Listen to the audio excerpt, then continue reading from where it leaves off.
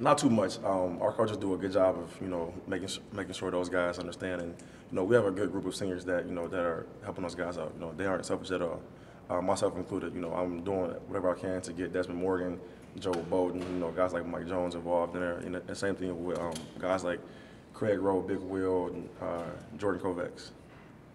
Brady says you're more committed this season. Is that how you feel about going into this year? Oh yeah, of course.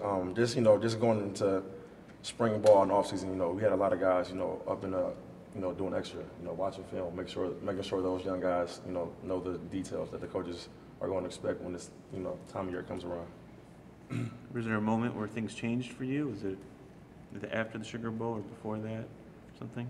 I felt like it was the first meeting that we had after Super Bowl. Coach Hope, just said, he had a meeting with the team and told us that, last year, we failed. We didn't win a Big Ten, and a lot more is expected out of this, this year's group of seniors, and we understand it.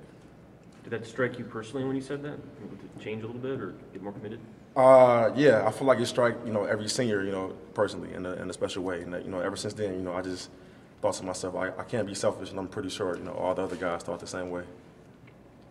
How does this fall camp feel different than last year? I mean, Coach talked about how you guys took a little while to understand the lingo and things like that. Well, from a defense standpoint, as far as install, it's not as much thinking. We're not too hesitant. But as far as just different from last year, my role as a leader, that's different, and the other guys as well. Is that a difficult